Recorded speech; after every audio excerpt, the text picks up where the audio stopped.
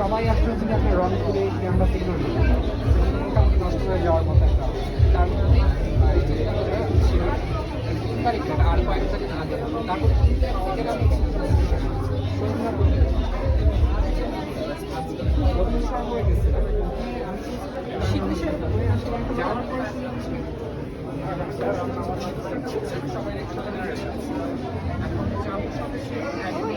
এটা খালি 2-3 মাস আগেও হয়েছিল এখানে ছাত্রলীগের বান্দারা এসে